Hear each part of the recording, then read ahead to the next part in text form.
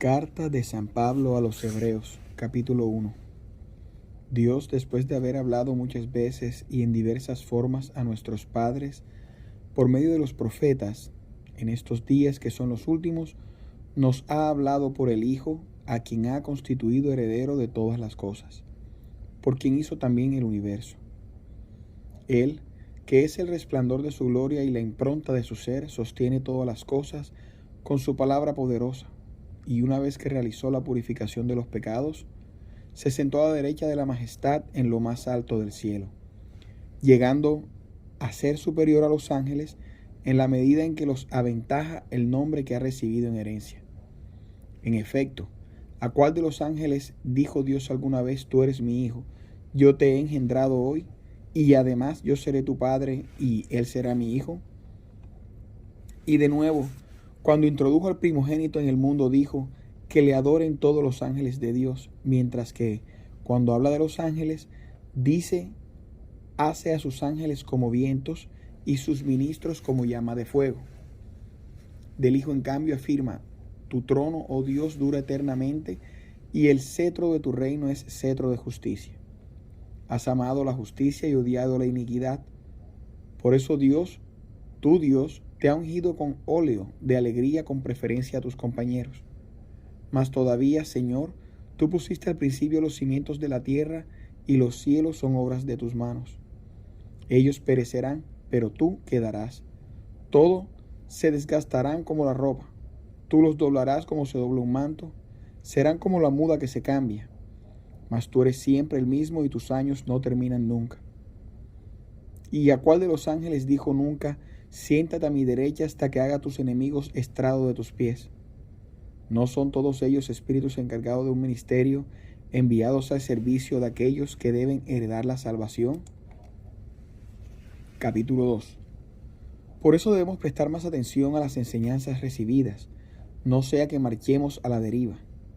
Porque si la palabra promulgada por los ángeles estaba garantizada hasta el punto de que toda transgresión y desobediencia recibió su justo castigo, ¿cómo podríamos escapar nosotros si descuidamos una salvación tan grande, la cual, inaugurada por la predicación del Señor, nos ha sido transmitida con garantía por aquellos que le oyeron, confirmando Dios su testimonio con signos, prodigios y toda clase de milagros, y con los dones que el Espíritu Santo reparte según su voluntad? Porque de hecho no sometió a los ángeles el mundo venidero del cual hablamos. Alguien afirmó en cierto lugar: ¿qué es el hombre para que de él te acuerdes? El ser humano para que de él te preocupes. Lo hiciste poco inferior a los ángeles, lo coronaste de gloria y dignidad, todo lo sometiste bajo sus pies. Si se le ha sometido todo, no ha quedado nada fuera de su dominio. De momento es cierto, no vemos todavía esta sumisión universal. Pero el que fue rebajado un poco con relación a los ángeles, Jesús, le vemos coronado de gloria y dignidad por haber sufrido la muerte, de modo que, por la gracia de Dios, gustó la muerte en beneficio de todos. Convenía en efecto que aquel por quien y para quien todo fue hecho, queriendo llevar a la gloria a un gran número de hijos, hiciese perfecto, mediante los sufrimientos, al jefe que debía guiarlos a la salvación. Porque el santificador y los santificados tienen todos el mismo origen, por lo cual no se avergüenza de llamarlos hermanos, diciendo: anunciaré tu nombre a mis hermanos, en plena asamblea te alabaré. Y además, en él pondré mi confianza. Mas todavía, aquí estoy yo con los hijos que Dios me ha dado. Pues de la misma manera que los hijos participan de la misma carne y sangre, también él participó de modo parecido, para reducir a la impotencia mediante la muerte a aquel que tiene el imperio de la muerte, es decir, al diablo, y libertar a todos aquellos por miedo a la muerte, que estaban sometidos durante toda su vida a la esclavitud. Porque ciertamente no vino en auxilio de los ángeles, sino que vino en auxilio de la descendencia de Abraham, por la cual debió hacerse en todo semejante a sus hermanos, para convertirse en sumo sacerdote misericordioso y fiel ante Dios, para alcanzar el perdón de los pecados del pueblo. Pues por el hecho de haber sufrido y haber sido probado, está capacitado para venir en ayuda de aquellos que están sometidos a la prueba. Capítulo 3. Por eso, hermanos, miembros del pueblo de Dios, partícipes de una vocación celeste, considerad al apóstol y sumo sacerdote de la fe que profesamos, a Jesús, modelo de fidelidad a Dios, que le dio tal nombramiento como lo fue Moisés en toda la casa de Dios. Él, en efecto, ha sido considerado digno de una gloria superior a la de Moisés, en la misma medida en que la dignidad del arquitecto de una casa supera la casa misma. Toda casa ha sido construida por alguien, pero es Dios quien ha construido todas las cosas. Moisés, cierto, fue fiel en toda la casa de Dios, en calidad de siervo, como ministro, para dar testimonio de las cosas que debían ser manifestadas. Cristo, por el contrario, lo ha sido en calidad de hijo, al frente de su casa. Y su casa somos nosotros, con tal que permanezcamos inquebrantables hasta el fin, confesando valientemente nuestra fe y confiados en la esperanza que tenemos. Por eso, como dice el Espíritu Santo, hoy sí oís su voz. No endurezcáis vuestros corazones, como ocurrió en la rebelión el día de la tentación en el desierto, cuando vuestros padres me desafiaron y me pusieron a prueba, aunque habían visto mis obras durante 40 años. Por eso me irrité contra aquella generación y dije, su corazón siempre anda extraviado, nunca conocen mis caminos. Y juré en mi indignación, no entrarán jamás en mi descanso. Hermanos, tened cuidado que no haya entre vosotros un corazón tan malo e incrédulo que se aparte del Dios vivo.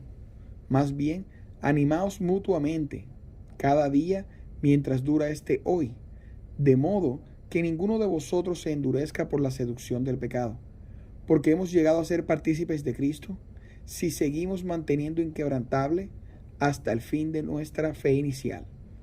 Cuando se dice hoy, si oís su voz, no endurezcáis vuestros corazones, como ocurrió en la rebelión. ¿Quiénes fueron los que después de haber oído se rebelaron? ¿No fueron todos aquellos que salieron de Egipto gracias a Moisés? ¿Y contra quién se irritó Dios durante 40 años? ¿No fue contra los culpables cuyos cadáveres cayeron en el desierto?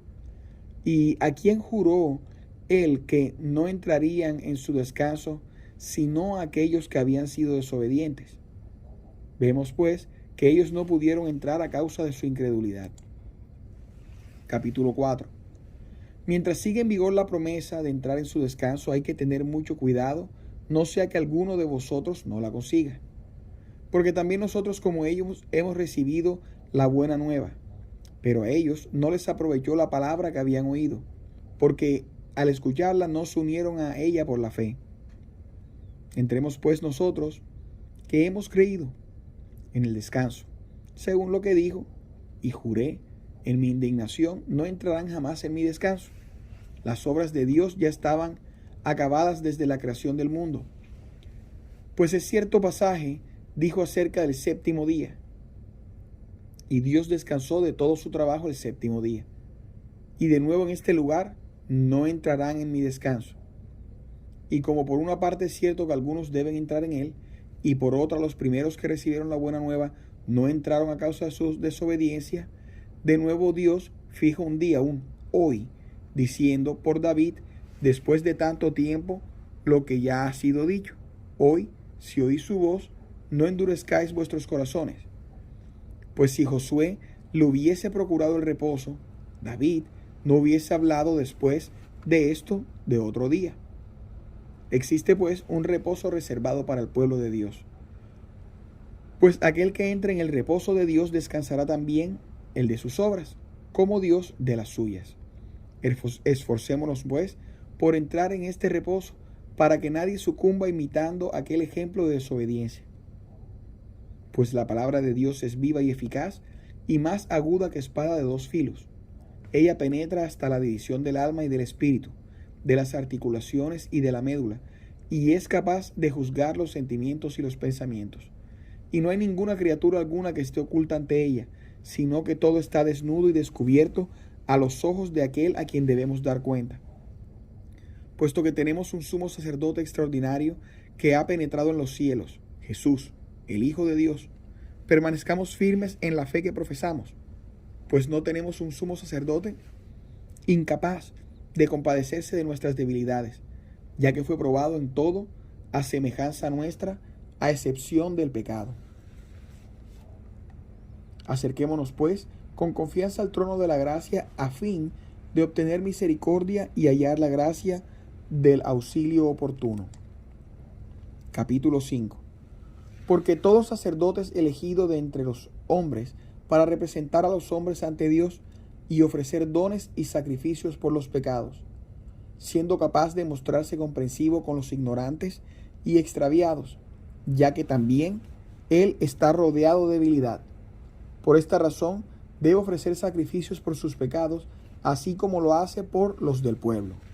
Y nadie puede arrogarse este honor si no es llamado por Dios, como Aarón. Así también Cristo no se atribuyó la gloria de constituirse como sumo sacerdote, sino que la recibió de aquel que le dijo: tú eres mi hijo, yo te he engendrado hoy. Como dice también en el otro lugar: tú eres sacerdote para siempre, a la manera de Melquisedec. Él, en los días de su vida mortal, presentó con gran clamor y lágrimas oraciones y súplicas al que podía salvarle de la muerte, y fue escuchado en atención a su obediencia. Aunque era hijo, en el sufrimiento aprendió a obedecer. Así alcanzó la perfección y se convirtió para todos aquellos que lo obedecen en principio de salvación eterna, pues fue proclamado por Dios sumo sacerdote a la manera de Melquisedec. Acerca de esto tendríamos muchas cosas que decir, difíciles de explicar, porque sois torpes para comprender.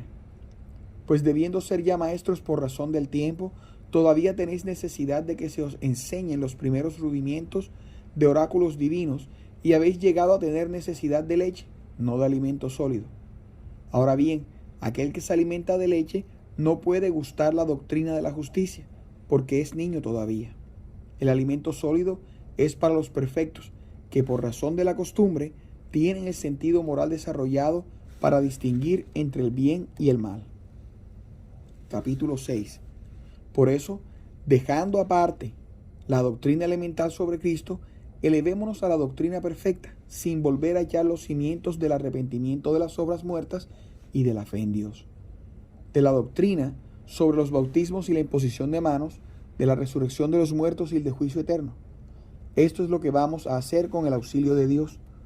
Los que una vez fueron iluminados, que gustaron el don celeste, que fueron hechos partícipes del Espíritu Santo, que saborearon la dulzura de la palabra de Dios y las maravillas del mundo venidero, y que a pesar de todo recayeron, es imposible que se renueven otra vez por la penitencia, ya que de nuevo crucifican por su cuenta al Hijo de Dios y le declaran infame.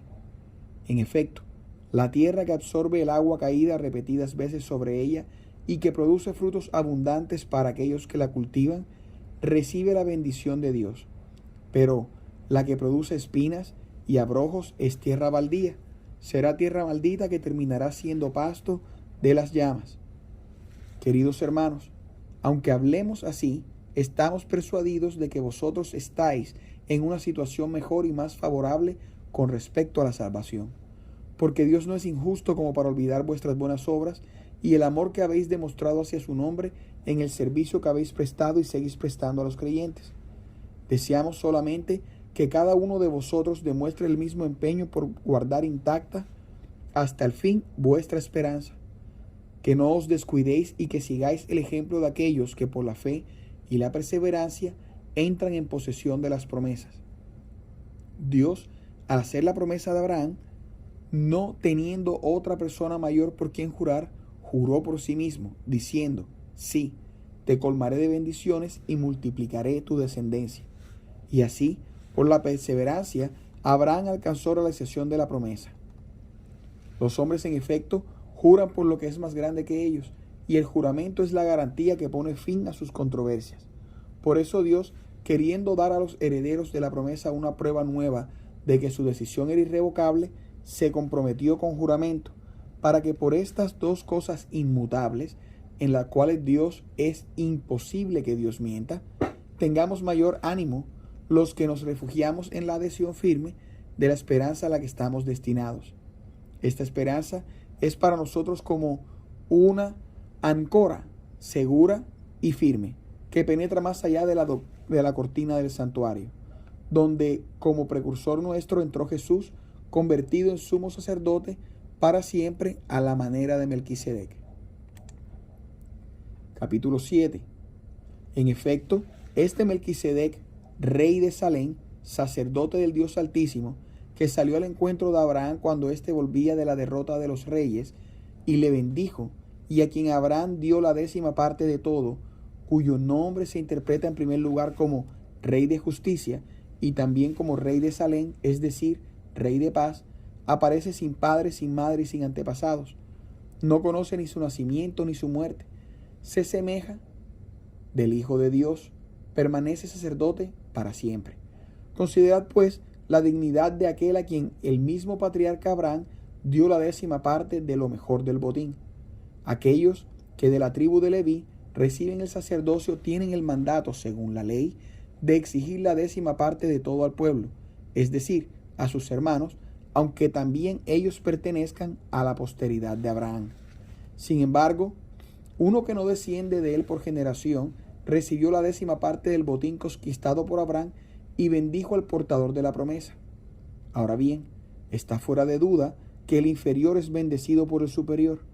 Además, los que aquí reciben la 10ª parte son hombres mortales, mientras que allí, uno de quien se afirma que vive, y por decirlo así, fue el mismo Leví, quien ahora cobra la 10ª parte de los bienes, el que en la persona de Abraham pagó a Melquisedec esta 10ª parte.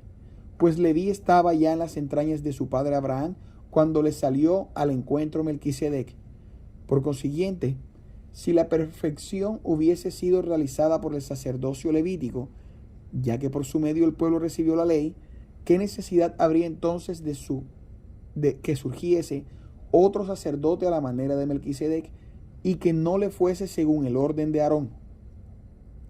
Ahora bien, cambiando el sacerdocio, se sigue necesariamente el cambio de la ley, porque aquel de quien se dicen estas cosas pertenecía a otra tribu, de la cual ningún miembro sirvió nunca al altar. Porque es sabido que nuestro Señor nació de la tribu de Judá, la cual no es mencionada por Moisés al tratar de los sacerdotes.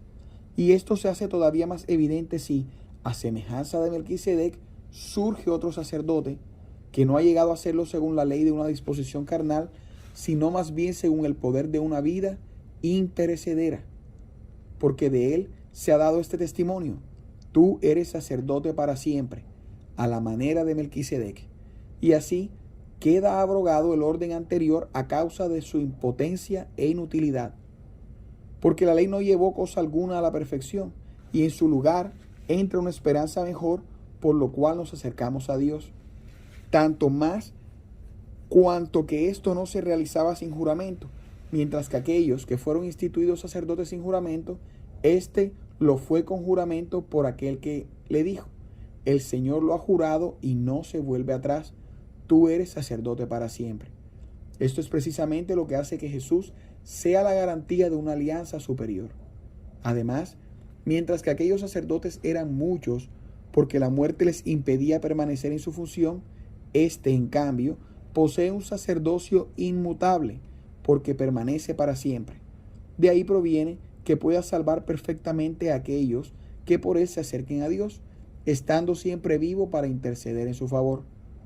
Tal era precisamente el sumo sacerdote que nos convenía, santo, inocente, sin mancha, separado de los pecadores y elevado más alto que los cielos, que no necesita diariamente, como los sumos sacerdotes, ofrecer sacrificios primero por sus propios pecados y después por los del pueblo.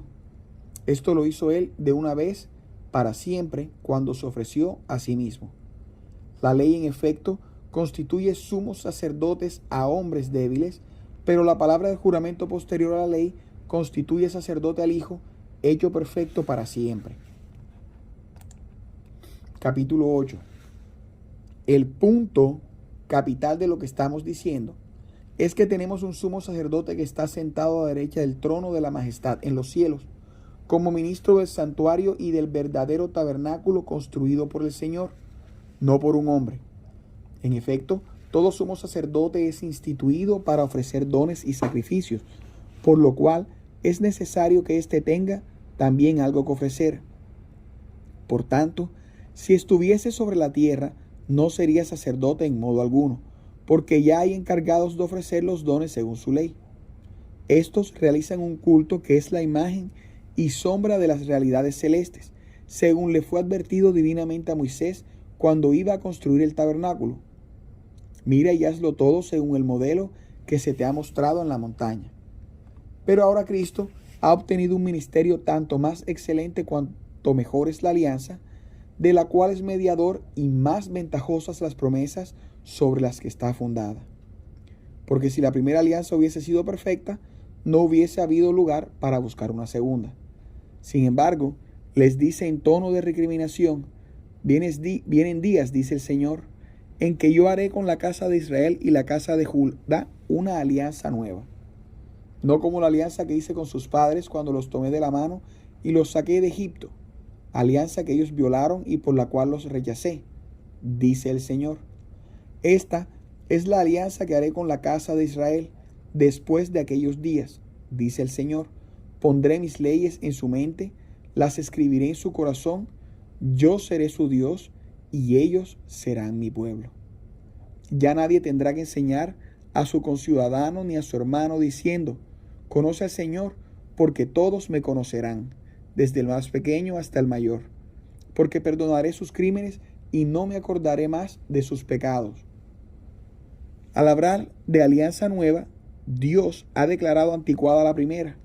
Ahora bien, lo que es viejo y anticuado está a punto de desaparecer. Capítulo 9. La primera alianza tenía una liturgia propia y un santuario terrestre. En efecto, se construyó un tabernáculo en cuya parte anterior se encontraba el candelabro, la mesa y los panes de la proposición, en los que se llama el lugar santo. Después, detrás de la segunda cortina estaba el lugar santísimo, con el altar de oro para los perfumes y el arca de la alianza totalmente recubierta de oro, que contenía un vaso de oro lleno de maná, la vara de Aarón que había florecido y las tablas de la alianza. Y sobre el arca, los querubines de la gloria cubrían con su sombra el propiciatorio. ¿No es este el lugar para hablar de todo esto en detalle? Dispuestas así las cosas, los sacerdotes entran a diario en la primera parte del tabernáculo para celebrar el culto. En la segunda, por el contrario, entra solamente el sumo sacerdote una vez al año, y provisto de sangre que ofrece por sus pecados y por los del pueblo. El Espíritu Santo quería demostrar con esto que el camino del santuario no estaba abierto mientras subsistiese el primer tabernáculo. Esto es una imagen del tiempo presente. Significa que en su régimen se ofrecen dones y sacrificios que no tienen el poder de hacer perfecto interiormente al que celebra el culto. Se trata de normas externas referentes a los alimentos, a las bebidas, a los ritos purificatorios, válidos solamente hasta el establecimiento del nuevo orden de las cosas. Cristo, por el contrario, se presentó como sumo sacerdote de los bienes venideros, a través de un tabernáculo más santo y más perfecto, no hecho por mano de hombre, es decir, no de esta creación, y entró de una vez y para siempre en el santuario, no con sangre de machos cabríos y de becerros, sino con su propia sangre, adquiriendo para nosotros una liberación eterna. Pues si la sangre de los machos cabríos y de los becerros y la ceniza de la vaca, con la que se asperja a aquellos que están manchados, los santificaba procurándoles la pureza del cuerpo, cuánto más la sangre de Cristo, que por virtud del Espíritu Santo eterno se ofreció a sí mismo a Dios como víctima inmaculada, purificara nuestra conciencia de sus obras muertas para servir al Dios vivo. Por eso es el mediador de una nueva alianza, a fin de que, consiguiendo con su muerte el perdón de los delitos cometidos en el tiempo de la primera alianza, aquellos que son llamados reciban la herencia eterna prometida. Porque donde hay testamento, es necesario que sea constatada la muerte del testador.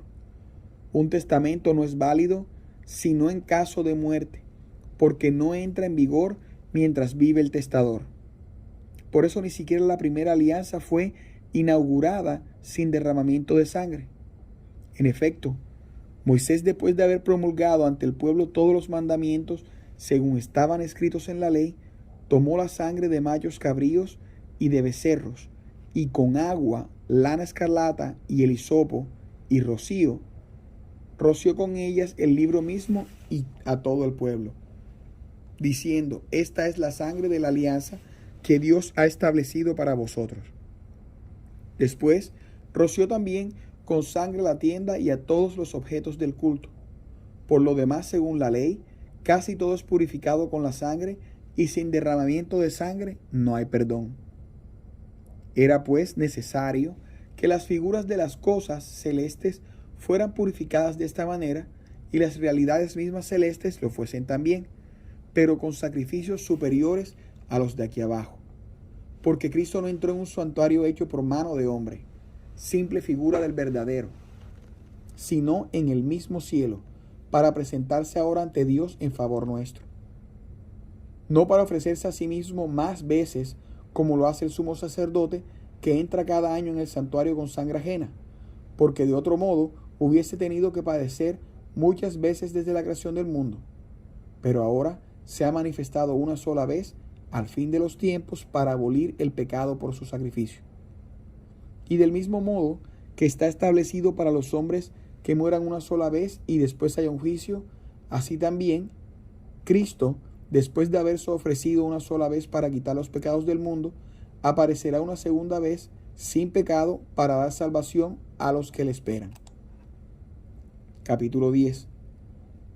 En efecto, no siendo la ley más que una sombra de los bienes venideros y no la realidad misma de las cosas, ofrece cada año perpetuamente los mismos sacrificios sin poder hacer perfectos a aquellos que se acercan a Dios.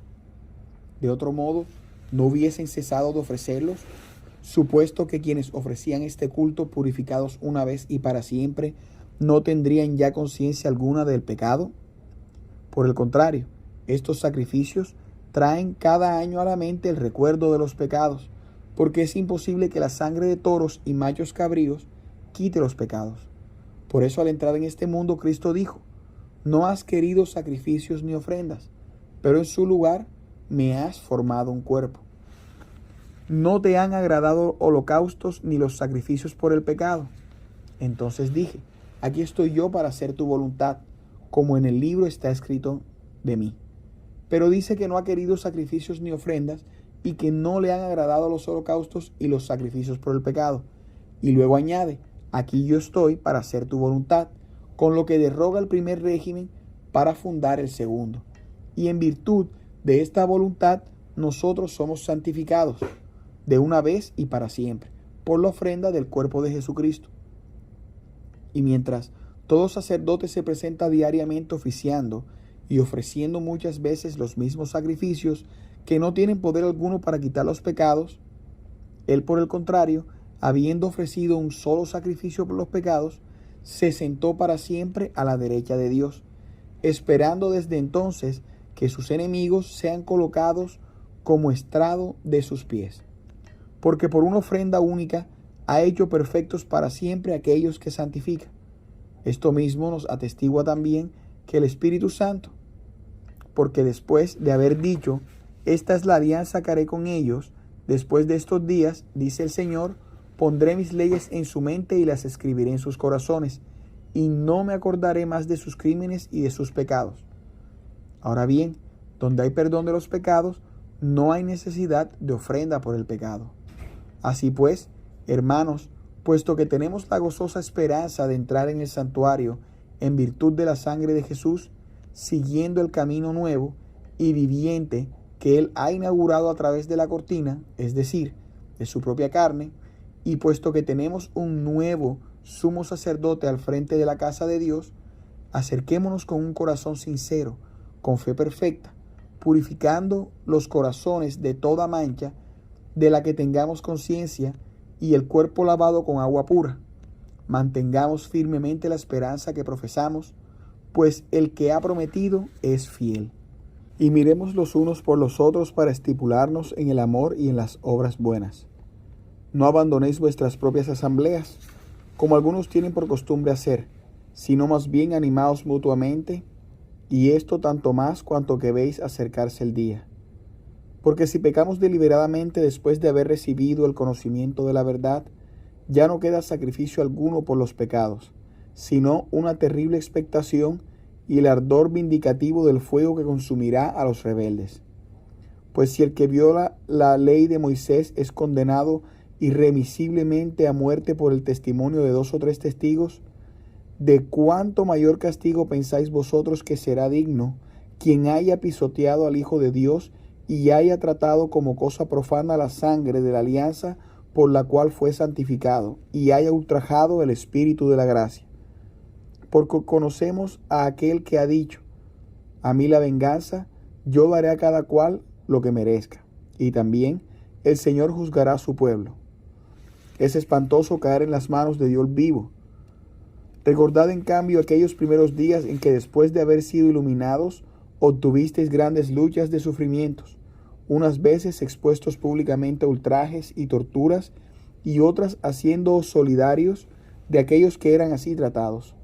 Porque vosotros habéis compartido las penas de los presos, habéis aceptado con alegría el que os quitaran vuestros bienes, siendo conscientes de que estáis en posesión de una riqueza mejor y permanente.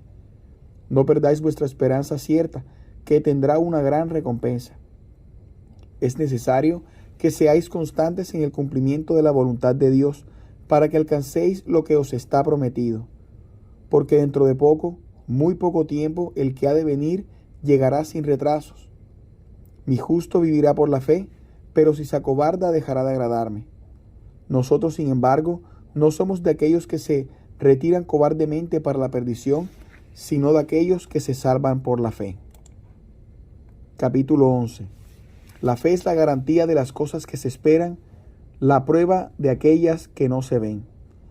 Por ella recibieron testimonio de admiración los antiguos. Por la fe conocemos que el mundo fue creado por la palabra de Dios, de suerte que lo visible tiene una causa invisible. Por la fe, Abel ofreció a Dios un sacrificio más perfecto que el de Caín. Por ella fue proclamado justo, dando el mismo Dios testimonio en favor de sus dones, y por ella, aunque muerto, sigue hablando. Por la fe fue arrebatado de este mundo Enoc sin experimentar la muerte. Nadie lo pudo encontrar porque lo había arrebatado Dios, y la Escritura dice que antes de ser arrebatado había agradado a Dios. Ahora bien, sin la fe es imposible agradarle, porque aquel que se acerca a Dios debe creer que existe y que recompensará a aquellos que lo buscan. Por la fe Noé, divinamente advertido acerca de las cosas que todavía no se veían, movido de un religioso temor, construyó un arca para salvar a su familia. Por la fe, condenó al mundo y se convirtió en heredero de la justicia que se obtiene por la fe. Por la fe Abraham, obedeciendo la llamada divina, partió para un país que recibiría en posesión, y partió sin saber a dónde iba. Por la fe vino a habitar en la tierra prometida como en un país extranjero, viviendo en tiendas de campaña con Isaac y Jacob, herederos con él de la misma promesa. Porque él esperaba la ciudad de sólidos cimientos cuyo arquitecto y constructor es Dios. Por la fe recibió también Sara el poder de concebir fuera de la edad propicia, porque creyó en la fidelidad de aquel que se lo había prometido. Precisamente por esto, de un solo hombre, ya casi muerto, nació una descendencia tan numerosa como las estrellas del cielo y como los incontables granos de arena que hay en las playas del mar. Todos estos murieron en la fe sin haber obtenido la realización de las promesas, pero habiéndolas visto y saludando de lejos y reconociendo que eran extranjeros y peregrinos en la tierra. Ahora bien, aquellos que hablan así demuestran claramente que buscan la patria. Y si ellos hubiesen pensado en aquella de la que habían salido, hubiesen tenido oportunidad de volver a ella. Ellos, en cambio, aspiraban a una patria mejor, es decir, celeste. Por eso Dios no se avergüenza de ellos, de llamarse su Dios, porque les ha preparado una ciudad. Por la fe Abraham, puesto a prueba, ofreció a Isaac, e inmolaba a su único hijo, a aquel que había recibido las promesas. Aquel de quien le había sido dicho: de Isaac saldrá una descendencia que llevará tu nombre. Porque pensaba que Dios tiene poder incluso para resucitar a los muertos. Por eso recobró a su hijo. Esto es un símbolo para nosotros. Por la fe Isaac bendijo a Jacob y a Esaú con vistas al futuro. Por la fe Jacob al morir bendijo a cada uno de los hijos de José y se postró ante Dios apoyándose en la empuñadura de su bastón. Por la fe José al final de su vida, refiriéndose al éxodo de los israelitas, dio disposiciones acerca de sus restos mortales. Por la fe Moisés, apenas nacido, fue ocultado por sus padres durante 3 meses, porque vieron que el niño era hermoso y no temieron el edicto del rey. Por la fe, Moisés, siendo ya mayor, no quiso ser tenido por hijo de la hija del faraón, escogiendo más bien ser maltratado con el pueblo de Dios que disfrutar de las delicias pasajeras del pecado. Con los ojos puestos en la recompensa, consideró mayor riqueza el oprobio del ungido que los tesoros de Egipto. Por la fe huyó de Egipto sin temor a las iras del rey y se mantuvo firme como si viese al invisible. Por la fe celebró la Pascua y roció con sangre las puertas para que el exterminador no tocase a los primogénitos de Israel. Por la fe pasaron al mar Rojo como por tierra seca, e intentando hacer lo mismo los egipcios, fueron sumergidos en las olas. Por la fe cayeron los muros de Jericó, después de dar la vuelta a su alrededor durante 7 días. Por la fe Rahab, la prostituta, no pereció con los incrédulos por haber dado asilo a los espías. ¿Y qué más diré? Me faltaría tiempo para hablar de Gedeón, Barak, Sansón, Jefté, David, lo mismo que de Samuel y los profetas, los cuales por la fe subyugaron reinos, ejercieron la justicia, alcanzaron las promesas, cerraron la boca de leones, apagaron la violencia del fuego, escaparon al filo de la espada, convalecieron de la enfermedad, fueron valientes en la guerra y pusieron en fuga a los ejércitos enemigos. Hubo mujeres que recuperaron sus muertos resucitados. Unos se dejaron torturar, no aceptando la liberación para obtener una resurrección mejor. Otros soportaron burlas y latigazos, incluso cadenas y cárceles. Fueron apedreados, torturados, aserrados, pasados a filo de espada. Anduvieron errantes, cubiertos con pieles de ovejas y de cabras, desprovistos de todos, oprimidos, maltratados, de quienes no era digno el mundo, errantes por los desiertos, las montañas, las cavernas y cuevas de la tierra. Y todos estos mártires de la fe no alcanzaron el objeto de la promesa, porque Dios había previsto para nosotros una suerte mejor, y aquellos no debían llegar sin nosotros a la perfección. Capítulo 12.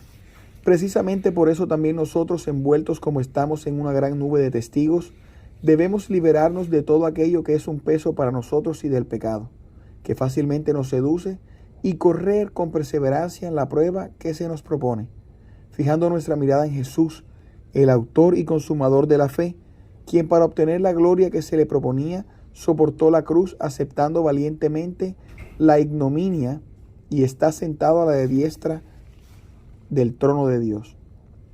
Pensad pues continuamente en aquel que soportó tan grande contradicción de parte de los pecadores, para que no desfallezcáis perdiendo el ánimo. Todavía no habéis resistido hasta el derramamiento de sangre en la lucha contra el pecado. Habéis olvidado la exhortación que os dirige como a hijos. Hijo mío, no desprecies la corrección del Señor, ni te desalientes cuando te reprenda. Porque el Señor corrige al que ama y castiga al que recibe como hijo. El castigo que soportáis os sirve para educaros. Dios os trata como a hijos. ¿Hay algún hijo que no sea corregido por su padre? Si estuvieseis exentos de castigo, que a todos alcanza, no seríais hijos legítimos, sino bastardos. Además, si nosotros respetábamos a nuestros padres cuando nos corregían, ¿con cuánta mayor razón debemos someternos a nuestro Padre Celestial para tener la vida? Nuestros padres nos educaron lo mejor que pudieron para un tiempo limitado, mientras que Dios lo hace para nuestro verdadero provecho, para comunicarnos su propia santidad. Es cierto que todo castigo en el momento de recibirlo es desagradable y motivo de disgusto, pero después, en los que se ha ejercitado en él, produce frutos de paz y justicia. Por lo cual, enderezad vuestras manos abatidas y vuestras rodillas debilitadas. Dirigid vuestros pasos por caminos llanos para que el pie cojo, en lugar de dislocarse, se cure. Buscad afanosamente la paz con todos y la santidad, sin la cual nadie verá al Señor. Vigilad para que nadie sea privado de la gracia de Dios, para que ninguna raíz amarga vuelva a brotar y os perturbe, lo cual contaminaría la masa. Que nadie sea lujurioso ni desprecie la religión, como Esaú, quien por una comida vendió sus derechos de primogénito. Sabéis bien que, como consecuencia, cuando quiso recibir la bendición le fue negada, y no logró cambiar lo que había hecho, aunque lo intentó con lágrimas. Porque no os habéis acercado a una montaña que se pueda tocar con la mano, como los israelitas.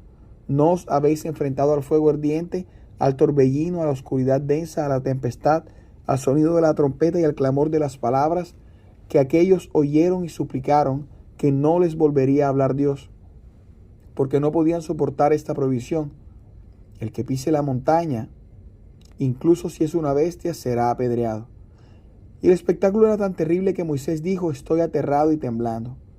Vosotros, en cambio, os habéis acercado a la montaña de Sión, a la ciudad del Dios vivo, la Jerusalén celestial, a millares de ángeles, a la asamblea festiva, a la congregación de los primogénitos que están escritos en los cielos, a Dios, juez universal, y a los espíritus de los justos que han sido hechos perfectos, a Jesús, mediador de una alianza nueva, que nos roció con una sangre que habla más elocuentemente que la de Abel.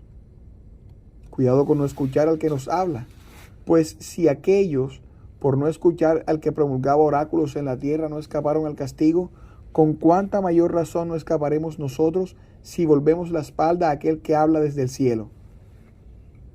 Aquel cuya voz conmovió entonces la tierra, nos ha hecho ahora esta promesa. Una vez más, conmoveré no solo la tierra, sino también el cielo. Estas palabras, una vez más, indican que las cosas conmovidas serán cambiadas, porque son cosas creadas para que subsistan aquellas que son inmutables. Así pues, puesto que entramos en posesión de un reino inmutable, retengamos firmemente la gracia, y por ella ofrezcamos a Dios un culto agradable, con reverencia y con respeto, porque nuestro Dios es fuego devorador. Capítulo 13. Perseverad en el amor fraterno. No olvidéis la hospitalidad, ya que gracias a ella, algunos sin saberlo hospedaron a ángeles. Acordaos de los presos, de los que sufren torturas, como si estuvieseis en su mismo cuerpo. Que el matrimonio sea tenido en gran honor y el lecho conyugal esté sin mancha, porque Dios juzgará a los lujuriosos y a los adúlteros. Que la avaricia no se apodere de vosotros. Contentaos con lo que tenéis, porque Dios mismo ha dicho: no te dejaré ni te abandonaré. De suerte que podemos decir con confianza: el Señor es mi auxilio, no temeré. ¿Qué podrán hacerme los hombres? Acordaos de vuestros jefes, aquellos que os anunciaron la palabra de Dios, y considerando el fin de su vida, imitad su fe. Jesucristo es el mismo ayer y hoy, y lo será por siempre. No os dejéis engañar por doctrinas distintas y extrañas, porque es mejor afianzar el corazón con la gracia que con alimentos que no son de provecho alguno para quienes se aferran a ellos. Tenemos un altar del cual no tiene derecho a comer los que sirven en el tabernáculo. En efecto, el cuerpo de las víctimas cuya sangre introduce el sumo sacerdote en el santuario para el rito de la absolución de los pecados es quemado fuera del campamento. Por eso también Jesucristo, para santificar al pueblo por su propia sangre, murió fuera de la ciudad. Salgamos pues a su encuentro fuera del campamento, compartiendo sus ultrajes, porque no tenemos aquí abajo ciudad permanente, sino que buscamos la futura. Por él ofrezcamos a Dios sin cesar un sacrificio de alabanza, es decir, el fruto de los labios que confiesan su nombre. No os olvidéis de hacer el bien y de compartir vuestros bienes con los demás, pues esos son los sacrificios que agradan a Dios. Obedeced a vuestros jefes y estadles sumisos, porque ellos cuidan de vuestras vidas, de las cuales deberán dar cuenta, para que lo hagan con alegría y no con lágrimas, lo que no os beneficiará nada. Rezad por nosotros. Sabemos que tenemos la conciencia tranquila, resueltos como estamos a portarnos bien en todo. Os ruego encarecidamente que lo hagáis, para que cuanto antes pueda estar con vosotros. El Dios de la paz, que por la sangre de la alianza eterna resucitó de entre los muertos al gran pastor de las ovejas, nuestro Señor Jesucristo, os haga aptos para cumplir su voluntad en toda clase de buenas obras, obrando en vosotros lo que le es agradable a sus ojos por Jesucristo, a quien sea la gloria por los siglos de los siglos. Amén. Hermanos, os ruego que aceptéis estas palabras de exhortación acompañadas de estas breves líneas. Sabed que nuestro hermano Timoteo ha sido puesto en libertad. Si viene pronto, iré a verlos con él. Saludad a vuestros jefes y a todos los creyentes. Los de Italia os saludan. Que la gracia de Dios esté con todos vosotros. Amén.